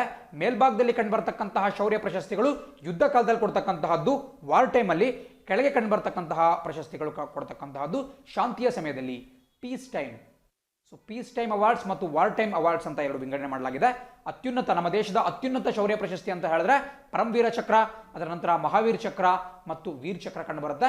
ಮತ್ತು ಶಾಂತಿ ಸಂದರ್ಭದಲ್ಲಿ ಅಶೋಕ್ ಚಕ್ರ ಇರಬಹುದು, ಕೀರ್ತಿ ಚಕ್ರ ಇರಬಹುದು, ಶೌರ್ಯ ಚಕ್ರ ಇರಬಹುದು, ಇವುಗಳು ಕಂಡುಬರ್ತಾ ಹೋಗ್ತವೆ. ಸೊ ಇವನ್ನ ಖಂಡಿತ ನೋಟ್ ಡೌನ್ ಮಾಡ್ಕೊಳ್ಳೇಬೇಕಾಗುತ್ತೆ. ಒಂದಲ್ಲ ಒಂದು ಬಾರಿ ಪ್ರಶ್ನೆಗಳನ್ನು ಪರೀಕ್ಷೆಯಲ್ಲಿ ಕೇಳ್ತಾರೆ. ಈ ರೀತಿ ಮುಂದಿನ ಸುದ್ದಿ ನೋಡ್ತಾ ಇದ್ದೀರಾ. North Korea blows up liaison office with South. ನೋಡಿ, ಇಲ್ಲಿ ನಿಮಗೆ ಲಯೇಷನ್ ಆಫೀಸ್ ಅಂತ ಕಂಡು ಬರ್ತಾ ಇದೆ. ಲಯೇಷನ್ ಅಂದ್ರೆ ಏನು ನೋಡಿ, 2 ದೇಶಗಳ ನಡುವೆ ಒಂದು ಸಹಕಾರವನ್ನ, ಸಂಪರ್ಕವನ್ನ ಅಥವಾ ಒಂದು ಸಂಬಂಧವನ್ನ ವೃದ್ಧಿಪಡಿಸುವಂತಹ ಒಂದು ಸ್ಥಳ, ಅದನ್ನು ನಾವು ಲಯೇಷನ್ ಆಫೀಸ್ ಅಂತ ಕರಿತೀವಿ. ಇಂಗ್ಲೀಷಲ್ಲಿ ಲಯೇಷನ್ ಮೀನಿಂಗ್ ಬಹಳ ಸಿಂಪಲ್, ಸಂಪರ್ಕ ಅಥವಾ ಸಹಕಾರ ಅಂತ ಕರಿಬಹುದು. ಸಹಕಾರ ಅಂತಾನೆ ಇಟ್ಕೊಳ್ಳಿ. ಸೊ ಏನಾಗಿತ್ತಪ್ಪ ಅಂತ ಹೇಳಿದ್ರೆ 2018ನೇ ಇಸ್ವಿಯಲ್ಲಿ ಉತ್ತರ ಕೊರಿಯಾ ಮತ್ತು ದಕ್ಷಿಣ ಕೊರಿಯಾಗಳು ತಮ್ಮ ನಡುವೆ ಇದ್ದಂತಹ ಭಿನ್ನಾಭಿಪ್ರಾಯವನ್ನ ಬದಿಗೊತ್ಬಿಟ್ಟು 2 ದೇಶಗಳಲ್ಲಿ ಈ ಒಂದು ಲಯೇಷನ್ ಆಫೀಸ್ ಅಥವಾ ಸಂಪರ್ಕ ಕಚೇರಿಗಳನ್ನು ನಿರ್ಮಾಣ ಮಾಡ್ಕೊಂಡಿದ್ವು. 2 ದೇಶಗಳ ಒಂದು ಪರಿಸ್ಥಿತಿಯನ್ನು ಸುಧಾರಿಸುವಂತಹ ದೃಷ್ಟಿಯಿಂದ ನಿರ್ಮಾಣವನ್ನು ಮಾಡ್ಕೊಂಡಿದ್ರು. ಬಟ್ ನಾರ್ತ್ ಕೊರಿಯಾ ಅಥವಾ ಉತ್ತರ ಕೊರಿಯಾದಲ್ಲಿ ಇರತಕ್ಕಂತಹ ಆ ಲಯೇಷನ್ ಆಫೀಸನ್ನು ನಿನ್ನೆ ಉಡಾಯಿಸಲಾಗಿದೆ.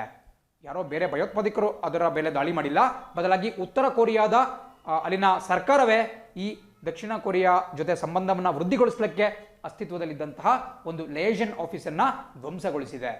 ನಿಮಗೆ ಗೊತ್ತಿರಬೇಕಾಗುತ್ತೆ. ಬಿಕಾಸ್ ಇತ್ತೀಚಿನ ದಿನಗಳಲ್ಲಿ ಉತ್ತರ ಕೊರಿಯಾ ಮತ್ತು ದಕ್ಷಿಣ ಕೊರಿಯಾಗಳ ನಡುವೆ ಸಾಕಷ್ಟು ಒಂದು ವಿವಾದ ನಡೀತಾ ಇದೆ. ಬಹಳ ಮುಖ್ಯವಾಗಿ ಗಮನಿಸಬೇಕಾಗಿರತಕ್ಕಂತಹದ್ದು ಏನು, ಉತ್ತರ ಕೊರಿಯಾದ ವಿರುದ್ಧವಾಗಿ ದಕ್ಷಿಣ ಕೊರಿಯಾದಿಂದ ಕೆಲವು ಪಾಂಪ್ಲೆಟ್ಸ್ಗಳನ್ನು ಹಂಚಲಾಗ್ತಾ ಇತ್ತು, ಗಾಳಿಪಟವನ್ನು ಅಥವಾ ಬಲೂನ್ಗಳನ್ನು ಹಾರಿಸಲಾಗ್ತಾ ಇತ್ತು.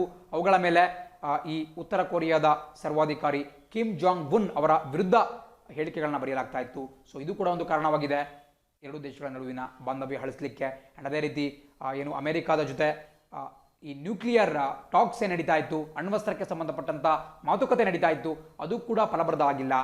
ಸೊ ಅದು ಫಲಪ್ರದ ಆಗದೇ ಇರೋದಕ್ಕೆ ಕಾರಣ ದಕ್ಷಿಣ ಕೊರಿಯಾದ ನಿರಾಸಕ್ತಿ ಅಂತ ಹೇಳಿ ಉತ್ತರ ಕೊರಿಯಾ ಅಂದ್ಕೊಂಡಿದೆ. ಸೊ ಹಾಗಾಗಿ ಎರಡು ದೇಶಗಳ ನಡುವೆ ಸಂಬಂಧ ಅಷ್ಟೊಂದು ಚೆನ್ನಾಗಿಲ್ಲ. ಸೊ ಅಲ್ಲಿನ ಸಂಪರ್ಕ ಕಚೇರಿಯನ್ನು ಉತ್ತರ ಕೊರಿಯಾದ ಸರ್ಕಾರ ಧ್ವಂಸಗೊಳಿಸಿದೆ. ಜಸ್ಟ್ ನಿಮಗೆ ಗೊತ್ತಿರಬೇಕಾಗುತ್ತೆ. ಸೊ ನಾನು ಹಿಂದಿನ ಕ್ಲಾಸಲ್ಲಿ ಕೂಡ ಮಾತಾಡಿದ್ದೇನೆ ಯಾವ ರೀತಿ ಈ ಉತ್ತರ ಕೊರಿಯಾ ಮತ್ತು ದಕ್ಷಿಣ ಕೊರಿಯಾನ ಡಿಮಿಲಿಟರೈಸ್ ಝೋನ್ DMZ ಅನ್ನುವಂತಹ ಪ್ರದೇಶ ಎರಡೂ ದೇಶಗಳ ಗಡಿ ಭಾಗದಲ್ಲಿ ಕಂಡು ಬರುತ್ತೆ. ಅವೆಲ್ಲ ಕೂಡ ನಿಮಗೆ ಹಿಂದಿನ ಕ್ಲಾಸ್ನಲ್ಲಿ ಹೇಳಿದ್ದಾನೆ, ನೆನ್ಪಿಟ್ಕೊಳ್ಳಬೇಕು, ಪರೀಕ್ಷೆಯಲ್ಲಿ ಕೇಳಬಹುದು. ರೀತಿ ಮುಂದಿನ ಸುದ್ದಿ ನೋಡ್ತಾ ಹೋಗೋಣ. Lending support to hockey family, OCQ and go sports aim to raise 20 lakh via donations. ನೋಡಿ, ಇದು ಕೂಡ ಬಹಳ ಪ್ರಮುಖವಾದಂತಹ ಒಂದು ಸುದ್ದಿ. ಅದೇನಪ್ಪ ಅಂತ ಹೇಳಿದ್ರೆ OGQ ಅಥವಾ ಒಲಿಂಪಿಕ್ ಗೋಲ್ಡ್ ಕ್ವೆಸ್ಟ್ ಅನ್ನುವಂತಹ ಸಂಸ್ಥೆ ಗೋ ಸ್ಪೋರ್ಟ್ಸ್ ಅನ್ನುವಂತಹ ಮತ್ತೊಂದು ಸಂಸ್ಥೆಯ ಜೊತೆಗೂಡ್ಬಿಟ್ಟು ಏನು ಭಾರತೀಯ ಹಾಕಿ ಏನಿದೆ, ಹಾಕಿ ಕ್ರೀಡೆಯಲ್ಲಿ ತಳಮಟ್ಟದಲ್ಲಿರ್ತಕ್ಕಂತಹ ಯುವ ಕ್ರೀಡಾಪಟುಗಳಿರಬಹುದು ಅಥವಾ ಕೋಚ್ಗಳಿರಬಹುದು ಅಥವಾ ಇನ್ನಿತರ ಸಿಬ್ಬಂದಿ ವರ್ಗ ಇರಬಹುದು, ಅವರ ನೆರವಿಗೆ ಬರುವಂತಹ ಉದ್ದೇಶದಿಂದ ಸುಮಾರು 20 ಲಕ್ಷ ರೂಪಾಯಿ ಹಣವನ್ನು ಒಂದು ದೇಣಿಗೆಯ ಮೂಲಕ ಸಂಗ್ರಹಿಸುವಂತಹ ಗುರಿಯನ್ನು ಹೊಂದಿದೆ. ಸೊ ನಿಮಗೆ OCQ ಬಹಳ ಪ್ರಮುಖವಾಗುತ್ತೆ. ಭಾರತದಲ್ಲಿ ಈ ಒಲಿಂಪಿಕ್ ಕ್ರೀಡೆಗಳನ್ನು ಅಭಿವೃದ್ಧಿಪಡಿಸುವಂತಹ ದೃಷ್ಟಿಯಿಂದ ಮತ್ತು ಆ ಕ್ರೀಡಾಪಟುಗಳಿಗೆ ನೆರವನ್ನು ನೀಡುವಂತಹ ದೃಷ್ಟಿಯಿಂದ ಈ OGQ ಬಹಳ ಪ್ರಮುಖವಾದಂತಹ ಒಂದು ಪಾತ್ರವನ್ನು ನಿರ್ವಹಣೆ ಮಾಡ್ತಾ ಇದೆ. OGQ ಅಂತ ಹೇಳಿದ್ರೆ ಒಲಿಂಪಿಕ್ ಗೋಲ್ಡ್ ಕ್ವೆಸ್ಟ್. ನಿಮಗೆ ಚಿತ್ರದಲ್ಲಿ ಕಾಣ್ತಾ ಇರತಕ್ಕಂತಹ ವ್ಯಕ್ತಿ ಒಬ್ಬ ಭಾರತದ ಖ್ಯಾತ ಹಾಕಿ ಆಟಗಾರ ವೀರೇನ್ ರಸ್ಕಿನಾ ಅಂತೇಳಿ, ಇವರ ಹೆಸರು ಕೂಡ ಗೊತ್ತಿರಬೇಕಾಗುತ್ತೆ. ಪ್ರಸಕ್ತವಾಗಿ ವೀರೇನ್ ರಸ್ಕಿನಾ ಅವರು ಈ OGQ ಅನ್ನುವಂತಹ ಸಂಸ್ಥೆಯ CEO ಆಗಿ ಕಾರ್ಯವನ್ನು ನಿರ್ವಹಣೆ ಮಾಡ್ತಿದ್ದಾರೆ. ಆ ಸಂಸ್ಥೆಯ ಮುಖ್ಯಸ್ಥರಾಗಿದ್ದಾರೆ. ಇವರು ಕೂಡ ಮಾಜಿ ಹಾಕಿ ಪಟು, ಅದು ಕೂಡ ಗೊತ್ತಿರಬೇಕಾಗುತ್ತೆ. ಬೇಸಿಕಲಿ ಈ OGQ ಇರಬಹುದು ಅಥವಾ ಗೋ ಸ್ಪೋರ್ಟ್ಸ್ ಇರಬಹುದು, ಇವೆರಡೂ ಕೂಡ ಸರ್ಕಾರೇತರ ಸಂಸ್ಥೆಗಳು. ಸರ್ಕಾರೇತರ ಅಂತ ಹೇಳಿದ್ರೆ ನಾನ್ ಗವರ್ಮೆಂಟಲ್ ಆರ್ಗನೈಸೇಷನ್ಸ್ ಮತ್ತು ನಾನ್ ಪ್ರಾಫಿಟ್ ಆರ್ಗನೈಸೇಷನ್ಸ್, ಅಂದರೆ ಲಾಭರಹಿತ ಮತ್ತು ಸರ್ಕಾರೇತರ ಸಂಸ್ಥೆಗಳು. ಇವು ಭಾರತದಲ್ಲಿ ಈ ಕ್ರೀಡಾ ಅಭಿವೃದ್ಧಿ ದೃಷ್ಟಿಯಿಂದ ಕಾರ್ಯವನ್ನು ನಿರ್ವಹಣೆ ಮಾಡ್ತಿದ್ದಾವೆ. ಸೊ ಖಂಡಿತ ಗೊತ್ತಿರಬೇಕಾಗುತ್ತೆ, ಕೇಳಬಹುದು OGQ ಸಂಸ್ಥೆ ಬಗ್ಗೆ ಅಥವಾ ವೀರೇನ್ ರಸ್ಕಿನಾ ಅವ್ರ ಬಗ್ಗೆ, ಒಲಿಂಪಿಕ್ ಗೋಲ್ಡ್ ಕ್ವೆಸ್ಟ್ ಗೊತ್ತಿರಬೇಕಾಗುತ್ತೆ. ಆ್ಯಂಡ್ ಈಗ ನಮ್ಮ ಸ್ಕ್ರೀನ್ ಮೇಲೆ ಪ್ರಮುಖವಾದಂತಹ ಪ್ರಶ್ನೆಗಳು ಕಾಣಿಸ್ಕೊಳ್ತಾ ಇದೆ. ಪ್ರತಿಯೊಬ್ಬರು ಕೂಡ ಉತ್ತರವನ್ನು ಹೇಳಲಿಕ್ಕೆ ಟ್ರೈ ಮಾಡಿ.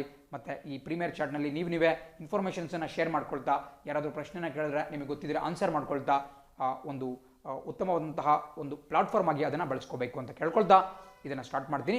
ಮೊದಲನೇ ಪ್ರಶ್ನೆ ಹೇಳುತ್ತೆ, ಹಣಕಾಸು ಸಚಿವೆ ನಿರ್ಮಲಾ ಸೀತಾರಾಮನ್ ನೇತೃತ್ವದ 40ನೇ GST ಕೌನ್ಸಿಲ್ ಸಭೆ ಇತ್ತೀಚೆಗೆ ನಡೆಯಿತು.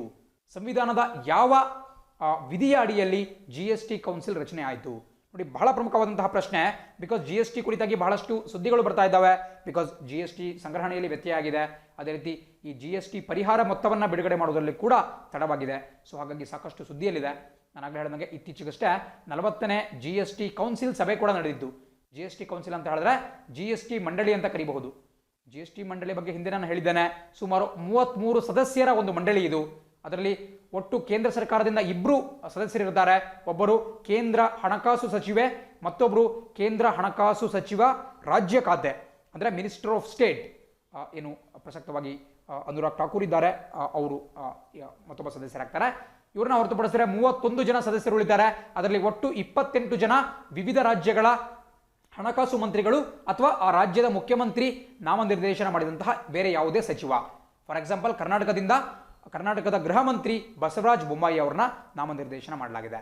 ಆ್ಯಂಡ್ 28 ಆಗುತ್ತೆ. ಉಳಿದಂತಹ 3 ಜನ ಕೇಂದ್ರಾಡಳಿತ ಪ್ರದೇಶಗಳಿಂದ ಬರ್ತಾರೆ. 3 ಕೇಂದ್ರಾಡಳಿತ ಪ್ರದೇಶಗಳು, ಒಂದು ದೆಹಲಿ, ಮತ್ತೊಂದು ಪುದುಚೇರಿ, ಮತ್ತು 3ನೇದು ಇತ್ತೀಚೆಗಷ್ಟೇ ರಚಿತವಾದಂತಹ ಜಮ್ಮು ಮತ್ತು ಕಾಶ್ಮೀರ ಕೇಂದ್ರಾಡಳಿತ ಪ್ರದೇಶ. ಇಷ್ಟು ಕೂಡ ಗೊತ್ತಿರಬೇಕಾಗುತ್ತೆ.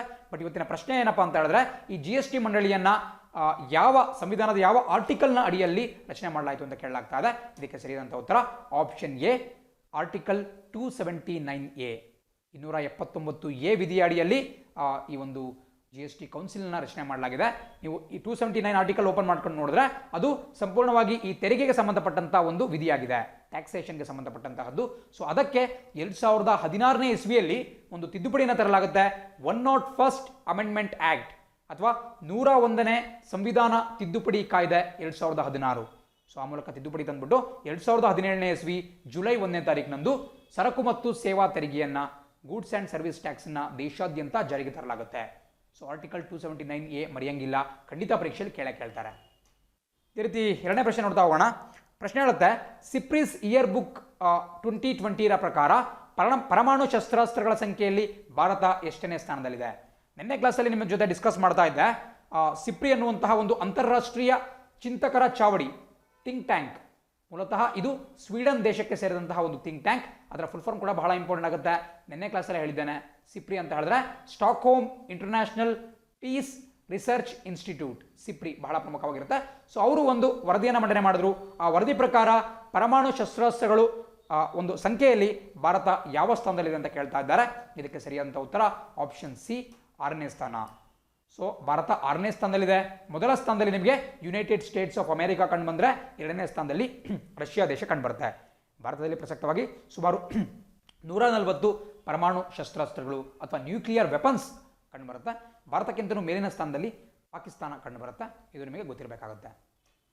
ಅದೇ ರೀತಿ 3ನೇ ಪ್ರಶ್ನೆ ನೋಡ್ತಾ ಹೋಗೋಣ. ಪ್ರಯಾಣಿಕರ ತಪಾಸಣೆ ಮತ್ತು ಕಣ್ಗಾವಲನ್ನು ಹೆಚ್ಚಿಸಲು ಕೇಂದ್ರ ರೈಲ್ವೆ ಪ್ರಾರಂಭಿಸಿದ ರೋಬೋಟ್ ಯಾವುದು? ಇಲ್ಲಿ ನಿಮಗೆ ಕೇಂದ್ರ ರೈಲ್ವೆ ಅಂತ ಕೇಳ್ತಿದ್ದಾರೆ. ಸೆಂಟ್ರಲ್ ರೈಲ್ವೆ, ರೈಲ್ವೆ ವಲಯಗಳಲ್ಲಿ ಬರುವಂತಹ ಒಂದು ವಲಯ ಕೇಂದ್ರ ರೈಲ್ವೆ. ಸೊ ಅವರು ಇತ್ತೀಚೆಗಷ್ಟೇ ಒಂದು ರೋಬೋಟನ್ನು ಅಭಿವೃದ್ಧಿಪಡಿಸಿದ್ದಾರೆ, ಪ್ರಯಾಣಿಕರಿಗೆ ತಪಾಸಣೆ ಮಾಡುವಂತಹ ಒಂದು ಉದ್ದೇಶದಿಂದ ಮತ್ತು ನಿಗಾ ವಹಿಸುವಂತಹ ಉದ್ದೇಶದಿಂದ. ಅದರ ಹೆಸರೇನು ಅಂತ ಕೇಳ್ತಿದ್ದಾರೆ. ಇದಕ್ಕೆ ಸರಿಯಾದಂಥ ಉತ್ತರ ಆಪ್ಷನ್ ಡಿ, ಕ್ಯಾಪ್ಟನ್ ಅರ್ಜುನ್. ಖಂಡಿತ ಪರೀಕ್ಷೆಯಲ್ಲಿ ಕೇಳಬಹುದು. ಕ್ಯಾಪ್ಟನ್ ಅರ್ಜುನ್ ಫುಲ್ ಫಾರ್ಮ್ ಕೂಡ ಬಹಳ ಇಂಪಾರ್ಟೆಂಟ್ ಆಗುತ್ತೆ. ನಿಮಗೆ ಕಾಣಿಸ್ತಾ ಇದೆ, always be responsible and just use to be nice ಅನ್ನುವುದು ಈ ಅರ್ಜುನ್ ಅನ್ನುವಂತಹ ಫುಲ್ ಫಾರ್ಮ್. ಸೊ ವಿಡಿಯೋವನ್ನು ಸ್ಟಾಪ್ ಮಾಡಿಬಿಟ್ಟು ನೀವು ನಿಮ್ಮ ಬುಕ್ನಲ್ಲಿ ನೋಟ್ ಡೌನ್ ಮಾಡ್ಕೊಳ್ಳಿ, ಬಿಕಾಸ್ ಪರೀಕ್ಷೆಯಲ್ಲಿ ನೇರವಾಗಿ ಕೇಳಬಹುದು. ಸೊ ಕ್ಯಾಪ್ಟನ್ ಅರ್ಜುನನ್ನು ಜಾರಿಗೆ ತಂದಿರತಕ್ಕಂತಹದ್ದು ಕೇಂದ್ರ ರೈಲ್ವೆ, ಸೆಂಟ್ರಲ್ ರೈಲ್ವೆ ಝೋನ್.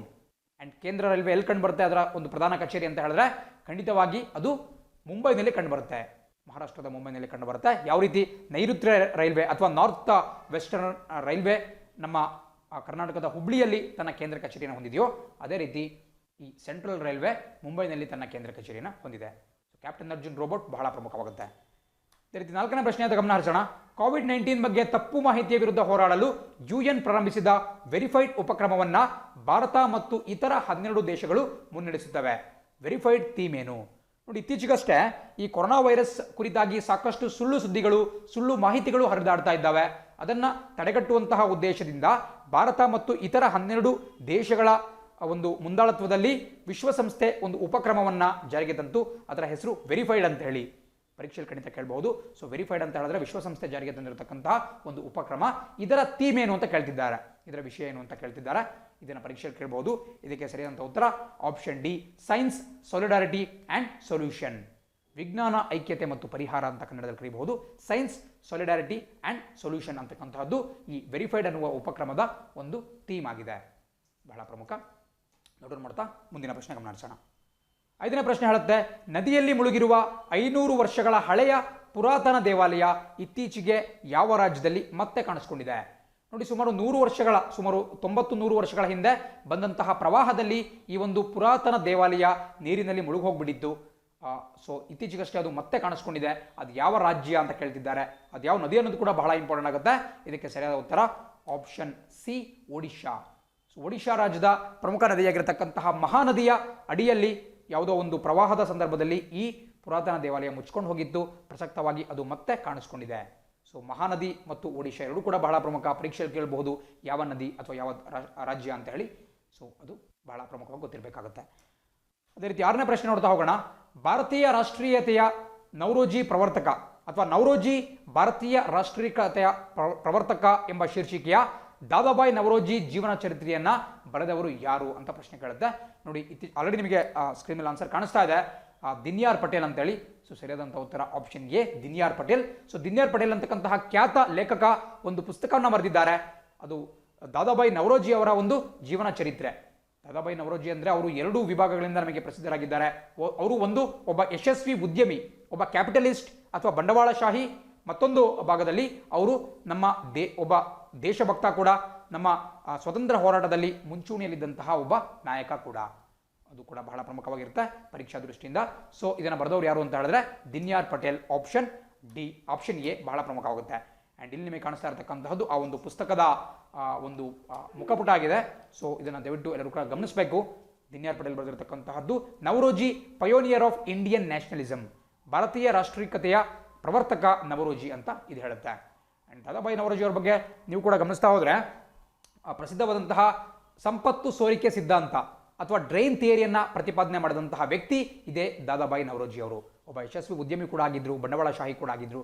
ಅದು ಕೂಡ ಬಹಳ ಪ್ರಮುಖ ಆಗುತ್ತೆ. ಆ್ಯಂಡ್ ಈ ಸಂಪತ್ತು ಸೋರಿಕೆ ಸಿದ್ಧಾಂತವನ್ನು ಉಲ್ಲೇಖಿಸ್ಬಿಟ್ಟು ಬ್ರಿಟಿಷರ ಆರ್ಥಿಕ ಒಂದು ನೀತಿಗಳನ್ನು ಕಟುವಾದಂತಹ ಶಬ್ದಗಳಿಂದ ನಿಂದಿಸ್ತಾ ಇದ್ರು. ಆ್ಯಂಡ್ ಅದೇ ರೀತಿ 1906ನೇ ಇಸ್ವಿಯಲ್ಲಿ ಕಲ್ಕತ್ತಾದಲ್ಲಿ ನಡೆದಂತಹ ಭಾರತೀಯ ರಾಷ್ಟ್ರೀಯ ಕಾಂಗ್ರೆಸ್ನ ಅಧಿವೇಶನದ ಅಧ್ಯಕ್ಷತೆಯನ್ನು ಕೂಡ ಇವರು ವಹಿಸಿಕೊಂಡಿರ್ತಾರೆ. ಆ್ಯಂಡ್ ಅಲ್ಲಿ ಪ್ರಪ್ರಥಮ ಬಾರಿಗೆ ಸ್ವರಾಜ್ ಅನ್ನುವಂತಹ ಒಂದು ಶಬ್ದವನ್ನು ದಾದಾಬಾಯಿ ನವರೋಜಿ ಅವರು ಬಳಕೆ ಮಾಡ್ತಾರೆ. ಅದು ಕೂಡ ಬಹಳ ಪ್ರಮುಖ. ಇದುವರೆಗೂ ಮೊಟ್ಟ ಮೊದಲನೇ ಬಾರಿಗೆ ಸ್ವರಾಜ್ ಶಬ್ದವನ್ನು ಬಳಸಿದವರು ಯಾರು ಅಂತ ಹೇಳಿದ್ರೆ ಖಂಡಿತ ದಾದಾಬಾಯಿ ನವರೋಜಿ ಅವರು ಕೂಡ ಬಹಳ ಪ್ರಮುಖವಾಗಿರುತ್ತೆ. ಆ್ಯಂಡ್ ಮತ್ತೊಂದು ಪ್ರಶ್ನೆಯನ್ನು ಕೇಳಕ್ಕೆ ಇಷ್ಟಪಡ್ತೀನಿ, ನಿಮಗೆ ಗೊತ್ತಿದ್ರೆ ದಯವಿಟ್ಟು ಆನ್ಸರ್ ಮಾಡಿ. ಸ್ವರಾಜ್ಯ ನನ್ನ ಜನ್ಮಸಿದ್ಧ ಹಕ್ಕು ಅಥವಾ Swaraj is my birth right ಅಂತ ಘೋಷಣೆ ಮಾಡಿದಂತಹ ಭಾರತದ ಒಬ್ಬ ರಾಷ್ಟ್ರೀಯ ಹೋರಾಟಗಾರ ಯಾರು, ಒಬ್ಬ ಸ್ವತಂತ್ರ ಹೋರಾಟಗಾರ ಯಾರು ಅಂತ ಕೇಳ್ತಾ ಇದ್ದೇನೆ. ಗೊತ್ತಿದ್ದು ಅಂತ ಹೇಳಿದ್ರೆ ದಯವಿಟ್ಟು ಕಮೆಂಟ್ ಮಾಡಿ. ಆ್ಯಂಡ್ ಅದೇ ರೀತಿ ಇವತ್ತಿನ 7 ಮತ್ತು ಕೊನೆಯ ಪ್ರಶ್ನೆ ನೋಡ್ತಾ ಹೋಗೋಣ. ಜೂನ್ 14ರಂದು ವಿಶ್ವ ರಕ್ತದಾನಿಗಳ ದಿನವನ್ನು ಆಚರಿಸಲಾಯಿತು. 2020ರ ರಕ್ತದಾನಿಗಳ ದಿನದ ಥೀಮ್ ಏನು ಅಂತ ಕೇಳಲಾಗ್ತಾ ಇದೆ.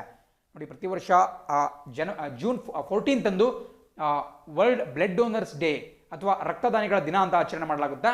ಇದನ್ನು ವಿಶ್ವ ಆರೋಗ್ಯ ಸಂಸ್ಥೆ ಮತ್ತು ರೆಡ್ ಕ್ರಾಸ್ ಸಂಸ್ಥೆ ಎರಡೂ ಕೂಡ ಜಂಟಿಯಾಗಿ ಆಯೋಜನೆ ಮಾಡಿರ್ತವೆ. ಆ್ಯಂಡ್ ಈ ಬಾರಿಯ ರಕ್ತದಾನಿಗಳ ದಿನದ ಒಂದು ಥೀಮ್ ಏನು ಅಂತ ಕೇಳಲಾಗ್ತಾ ಇದೆ. ಇದಕ್ಕೆ ಸರಿಯಾದಂಥ ಉತ್ತರ ನಿಮಗೆ ಕಾಣಿಸ್ಕೊಳ್ತಾ ಇದೆ, safe blood safe lives. So option A safe blood and safe lives ಅನ್ನೋದು ಈ ಬಾರಿಯ ಒಂದು ರಕ್ತದಾನಿಗಳ ದಿನದ ವಿಷಯ ಆಗಿದೆ. ಆ್ಯಂಡ್ ಇದರೊಂದಿಗೆ ಇವತ್ತಿನ ಪ್ರಮುಖ ದಿನಪತ್ರಿಕೆಗಳ ವಿಶ್ಲೇಷಣೆ ಮುಕ್ತ ಆಗುತ್ತೆ. ವಿಡಿಯೋವನ್ನು ವೀಕ್ಷಣೆ ಮಾಡಿದ್ದಕ್ಕೆ ಧನ್ಯವಾದಗಳು. ವಿಡಿಯೋ ಇಷ್ಟ ಆಗಿತ್ತು ಅಂತ ಹೇಳಿದ್ರೆ ಲೈಕ್ ಮಾಡಿ, ಕಮೆಂಟ್ ಮಾಡಿ, ಶೇರ್ ಮಾಡಿ ಮತ್ತು ಸಬ್ಸ್ಕ್ರೈಬನ್ನು ಮಾಡೋದನ್ನು ಮರಿಬೇಡಿ. Thanks for watching the video. See you on the flip side. Jai Hind.